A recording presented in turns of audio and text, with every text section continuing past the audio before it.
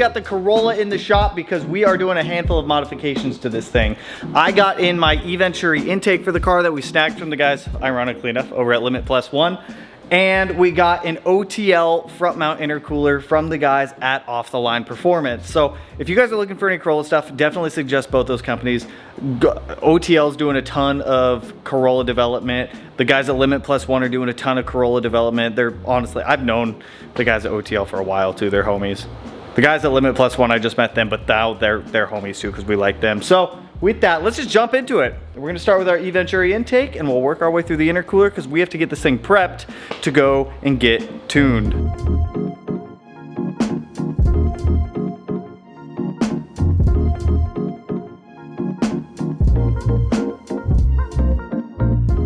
One of the issues with the factory airbox is, and I see where Toyota was trying to do it from, there's a flapper on the bottom side down here. And that opens once you get into higher boost pressures. The issue is the radiator fans push all the hot air into the airbox, heat soaking the intake even more, so then you're just pushing more hot air into the turbo. So the first thing that we need to do is just get this intake out. I'm not going to look at instructions, and I think I'm just gonna go into, it's an intake. It can't be that hard to take out, right? Start off by unclipping the MAF sensor airbox. We can pull out the air filter. Wow, that looks brand new. On the back side of the airbox, we have a little retainer clip that holds the MAF sensor down. Pop that guy up and off. There it is.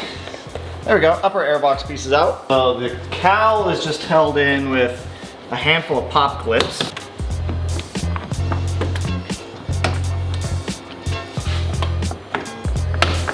Man, we don't need no instructions. So these little airbox pieces is just held in with two pop clips also. Once you get those two out, you can pull this guy out. There's one for this, and then there's also one holding it onto the bumper support here. Pop that last one out there for that guy.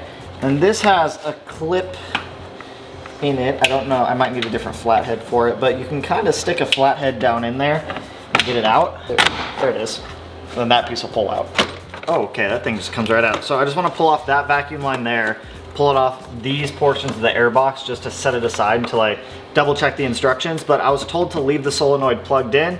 We are gonna undo this 1/8mm here and just move it out of the way, and then this lower airbox piece should come out.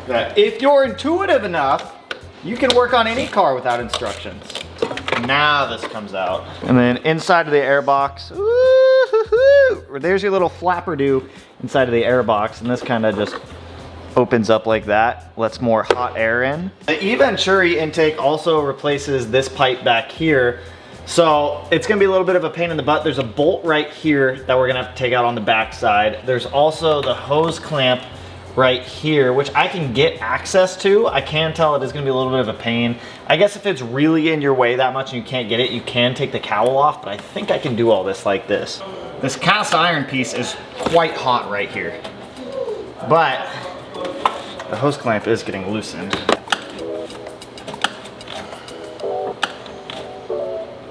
So if you guys look at the intake here, the opening is here. If you look at the hard line right under it for the cooling line, you go straight back, there's the other 12mm that's holding this pipe in. I think I'm gonna try to go underneath everything and kind of route my arm up. I don't quite know how I'm gonna get that one yet, but once that one's out, this pipe should be able to come out. What is this? Oh, that's another coolant line that's in my way. More leverage.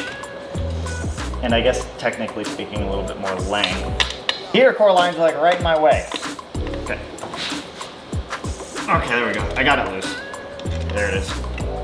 There's the lower bolt. And then,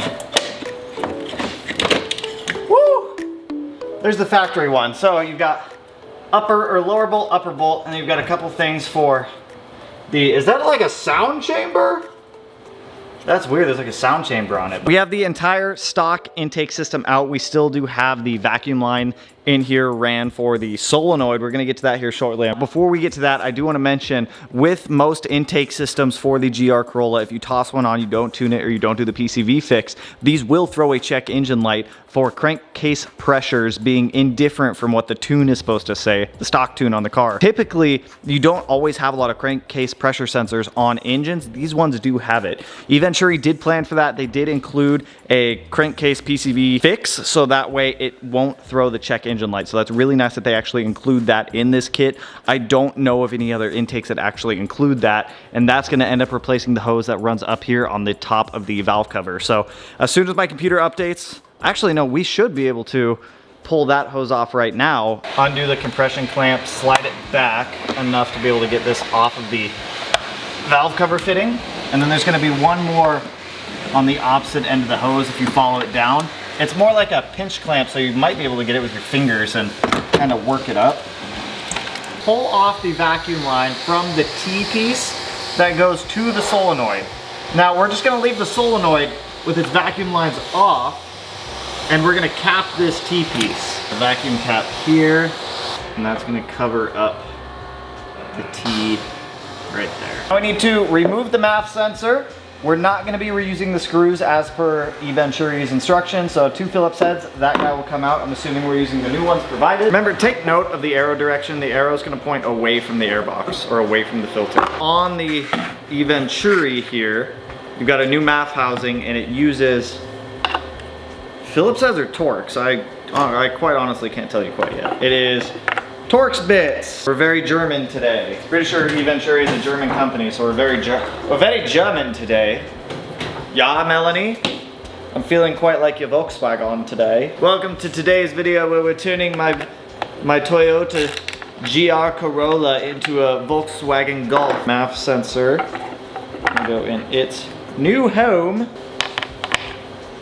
Alright, MAF is in our new intake. Per Eventuri's instructions, the silicone coupler they provide is gonna go on the end opposite of this. So it should go on this end here. Now this end here with the bracket side is gonna go on the stock hose that's in the car. I have a feeling it's gonna suck to get this on and get everything tightened down. This is probably gonna be the worst part of the install, is this back hose. Getting the old one off, getting this new one on. Thankfully the Eventuri only utilizes that top bracket instead of the top and the bottom like it had on the factory one, so I don't think it'll be too bad to bolt in, but I feel like the worst part is gonna be getting this onto the stock clamp.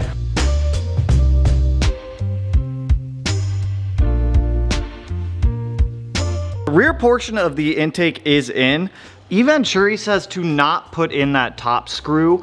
I got it loosely started because they want you to tighten the back coupler down there where it hooks up to the factory pipe, but you don't know where to orientate that pipe unless you at least have a guide for it. So I put the stock screw in, just loosely started, and then the vacuum lines, the one that we pinched off earlier, not pinched off, but capped off, clip in right there. So this is still loose for mine, but to help you orientate where this tube needs to be, I would suggest put that in prior so that way you can at least locate where that tube has to go. At this point, they want us to prep the airbox. So they give you these little feet guys. You should have 2 of them, and then 2, and they look like M6 or M5x1 screws that'll thread into these. The little feet thing is gonna go on the bottom of these brackets down here. We're just gonna leave these loose for now, and then we'll tighten these down once they're all in the car, because we are gonna have to adjust these a little bit. For the old vacuum solenoid that we're not using anymore, I am just going to zip tie it up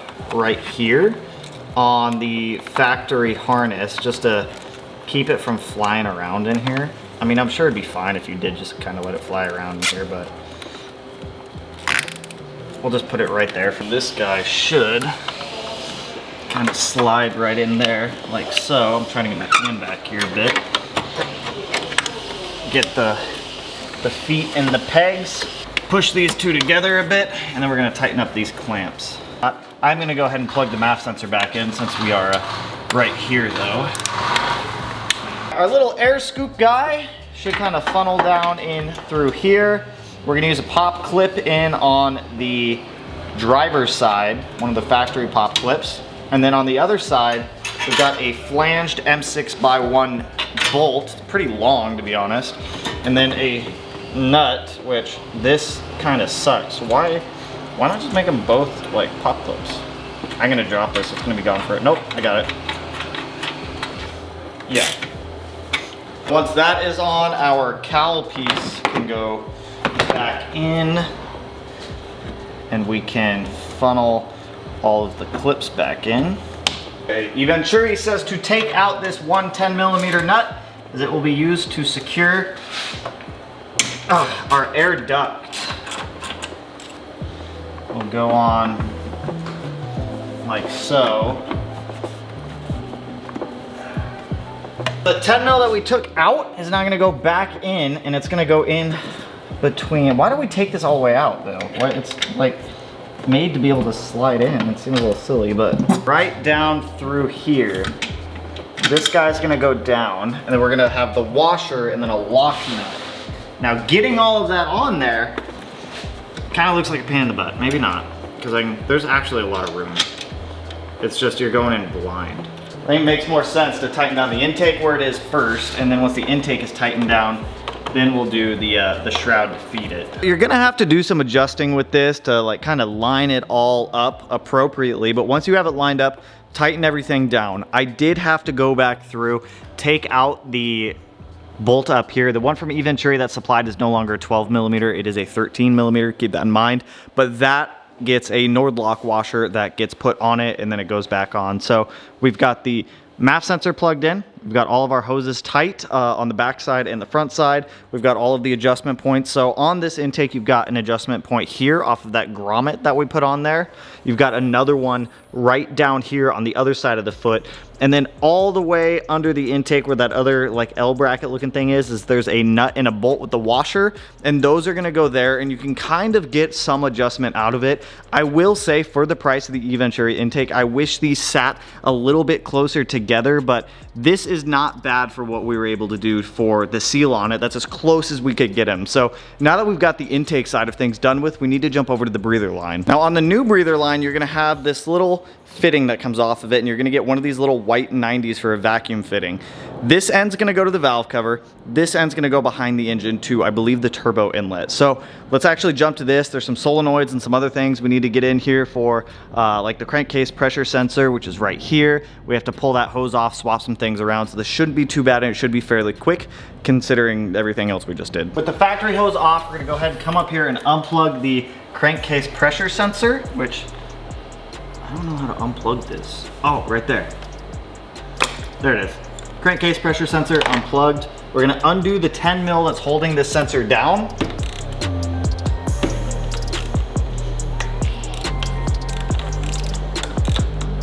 A little vacuum line that goes to the PCV port right here. Pull off this vacuum fitting from the PCV side, and then we're also gonna pull it off on the crankcase pressure side. Your sensor should look something like that, with no fitting on it. Now on the PCV port side, we're gonna grab one of the other caps that Eventuri provides us and put the cap on the PCV side. They do say to make your life a little bit easier, you can disconnect the electrical connector that's back here on top of the valve cover. I just kind of slid my old one out, but we can just unplug it for now. PCV side, I may have pushed that down a little bit far. The other end, we can just kind of snake down here with our flathead and tighten this one down as well. Like I said, just snug it. You don't need to go super freaking tight on these. All we have left now is to slide on the provided hose from Eventuri onto this little plastic fitting they gave us and do this hose clamp they gave you. Kind of sucks, but whatever. And then the other end is going to go onto the crankcase pressure sensor. Our sensor back on here, bolt it down, plug it back in.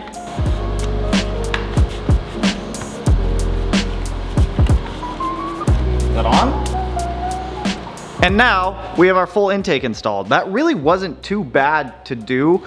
I would say, honestly, the worst part of installing this intake was that little shroud with that long bolt and the 10 mil nut. That was probably the worst part. I guess getting the stock tube in the back down there off was. It's nice that that rear tube is carbon, but you don't really see it all that much. It makes me kind of sad. That cowl from Toyota really sticks out there. So in theory, we should not pop any check engine lights with that remap of the crank pressure sensor, so we should be good there. So let's actually get this thing started up and see how it sounds.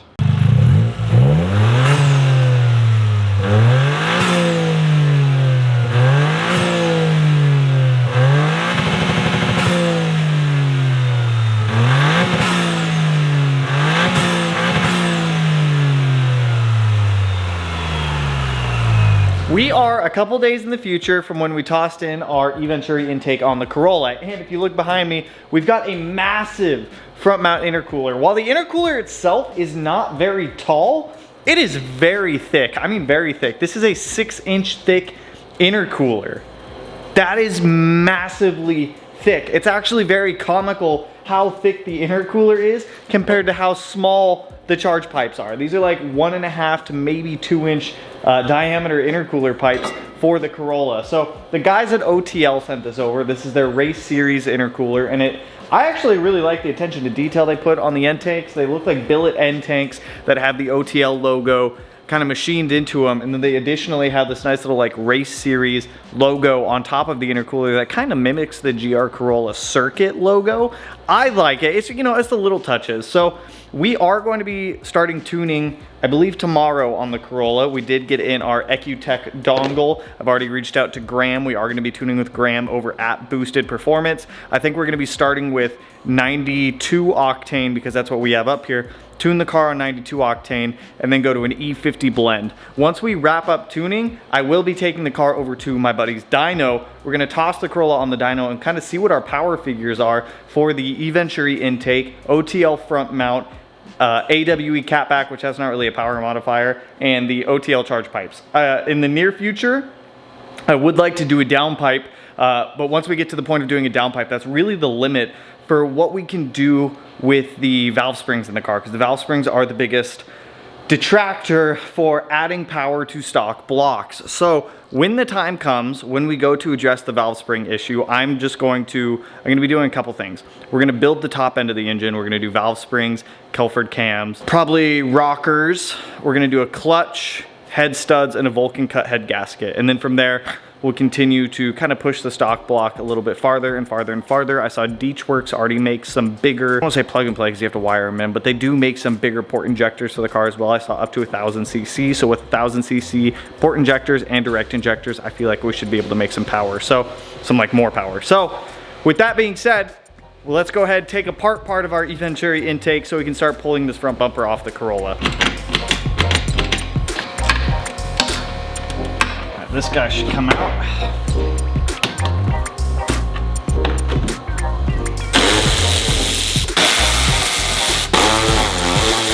I guess it just kind of unclips from up here. Oh, it clips into the headlight and everything too. There's two up top and one kind of in the middle.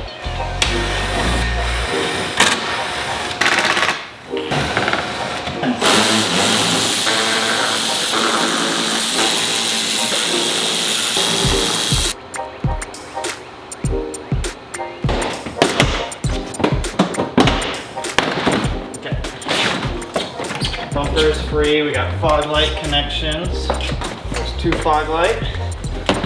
Oh, and that's it. We've got like a lower foam crash beam, an upper one. I'll probably have to take out this Eventuri guy, which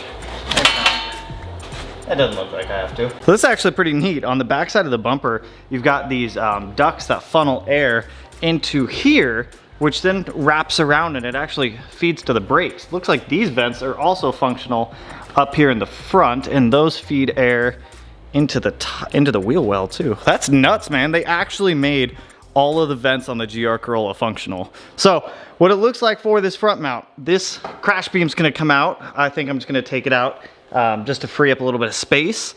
This lower crash beam's gonna come out. There's this ducting behind both of those. Once we get that out, we can go ahead and pull out the front mount intercooler, and then we're gonna have to probably figure out where this charge piping goes. I see what looks like charge piping somewhere down there. we'll figure that one out. This other one looks way easier because it just kind of wraps up right here to the throttle body.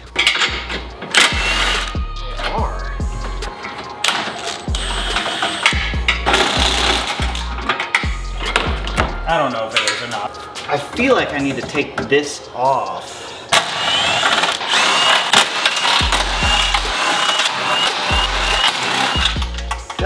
Pull out. There's a lot going on here, man. You think it's gonna fit in there? What do you mean is it gonna fit in there? I don't know. You're the expert. I don't even know if I'm supposed to be taking this out, but you know, I'm going to, just for ease of getting things out of the way. Of course there's a plastic clip on that. If you look through the sides of the end tanks, you can see where they go. This one on the driver's side looks way easier to get to. They're 10s, okay.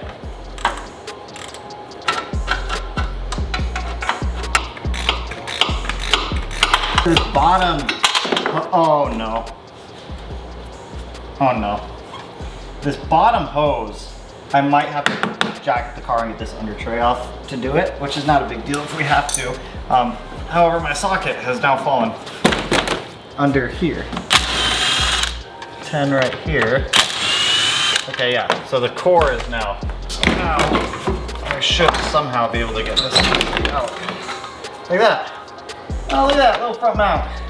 Little cute little front mount. It's interesting because one side of the tank is metal, one side of the tank is plastic. Looking at our intercoolers, this is the stock GR Carolla one. It is a 3-inch thick core, which is actually pretty good from a manufacturer, versus our new 6-inch core. So we're literally doubling the core thickness. Look at that difference, dude. That's insane. That's gonna cool so much more efficiently.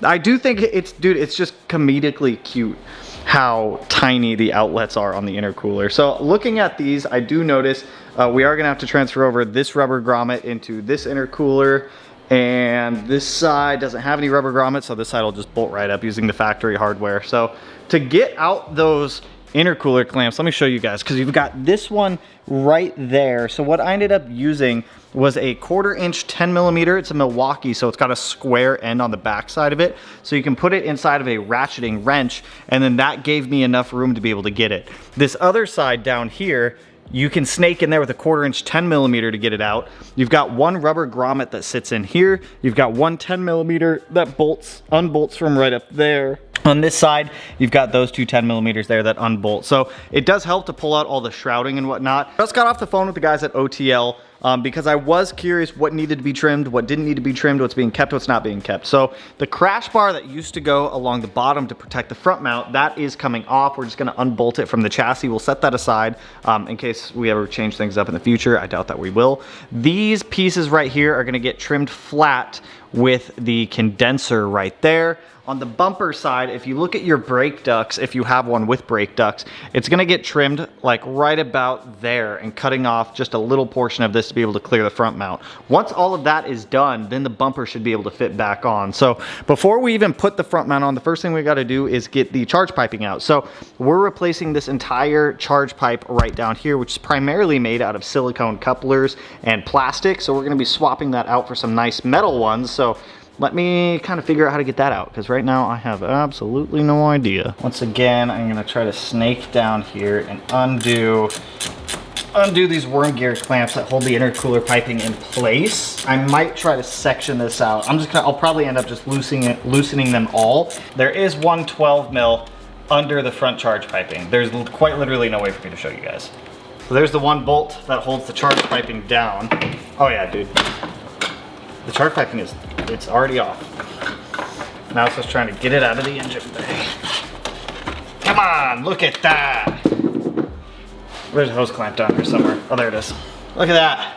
Stock charge piping is out, which honestly just looks like a whole bunch of radiator hose. So you've got one reducing coupler that's gonna go onto the throttle body here.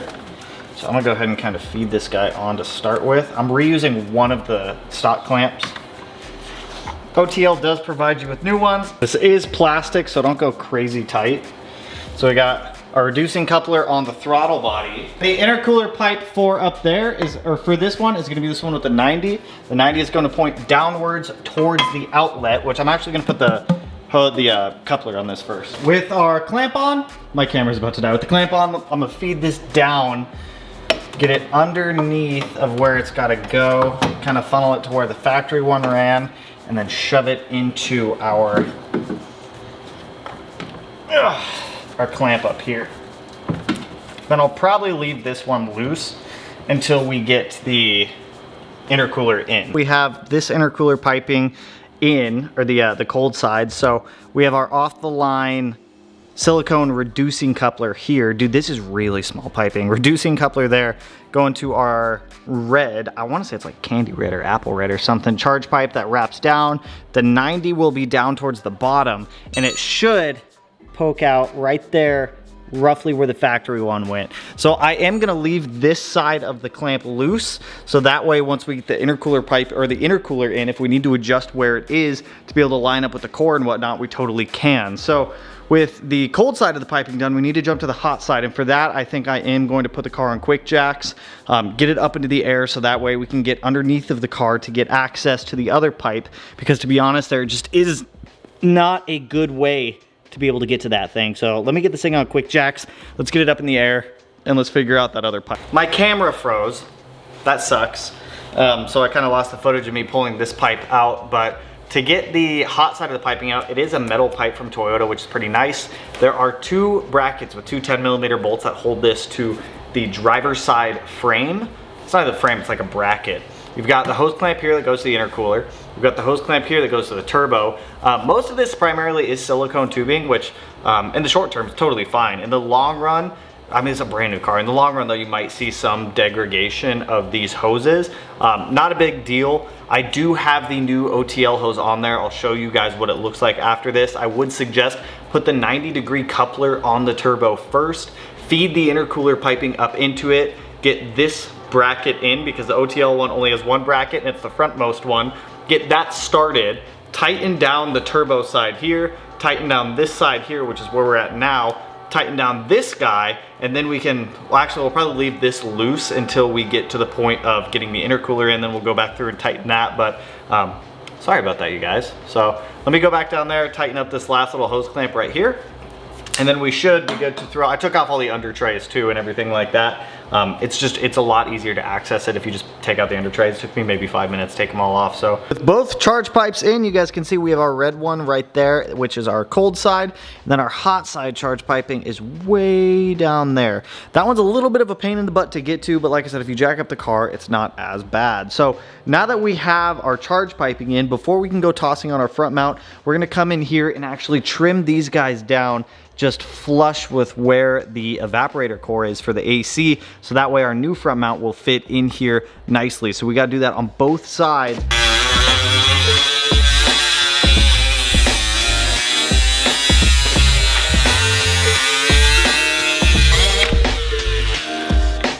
There we go.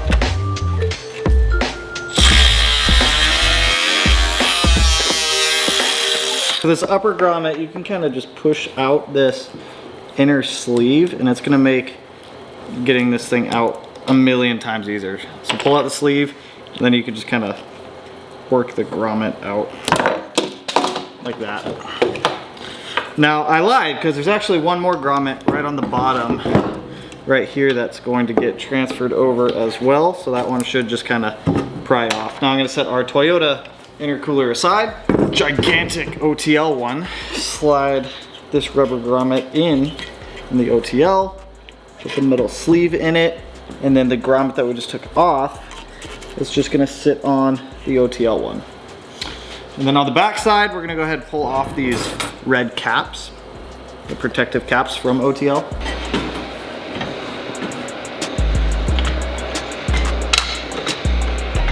This should sit in front of it.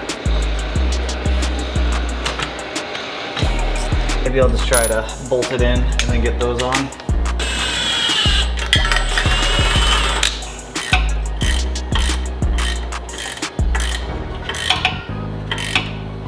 Oh dude, yeah, the intercooler pipe's not going anywhere. Sick! So, driver's side is all on there. The passenger side, I'm gonna have to jack the car back up to get back down there, but yeah, driver's side's on. It fits great, man. It actually fits a little bit better than OEM in my opinion. The lower pipe down here is in. I'm gonna be honest, this did kind of suck. I'm gonna tell you this now, do not tighten any of the hose clamps until you have everything lined up and you get the bolt in. So you guys can maybe kind of see it if it'll focus. Right there is the bolt.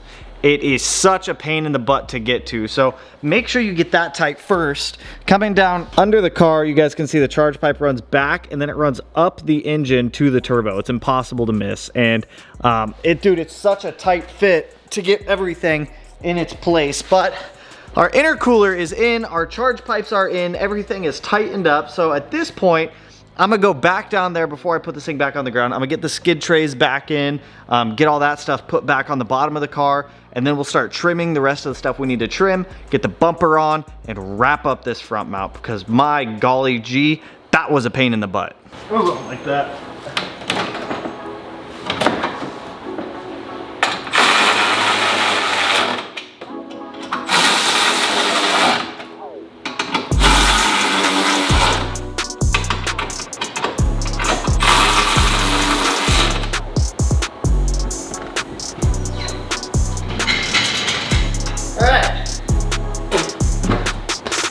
Under tray on, intercooler in, everything bolted up. That's progress there. And this all should just kind of slide in like that.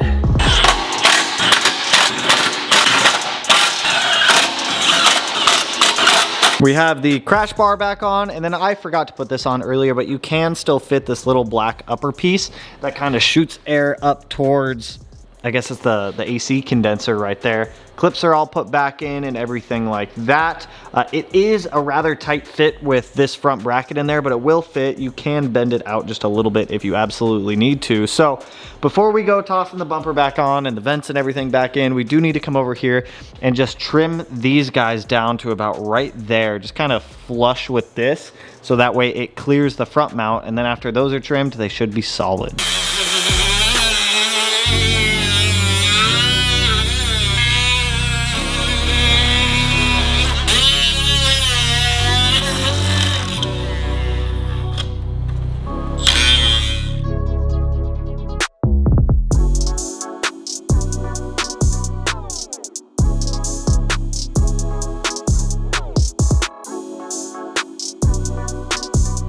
Fog lights first. Portion of the bumper up. Flip it into the headlights and get everything kind of situated up here. I want to get all of the splash trays where they gotta go. Okay, you see how easy that goes on? Like you shouldn't have to struggle and fight with your bumper. Like the bumper's on. Easy peasy, man.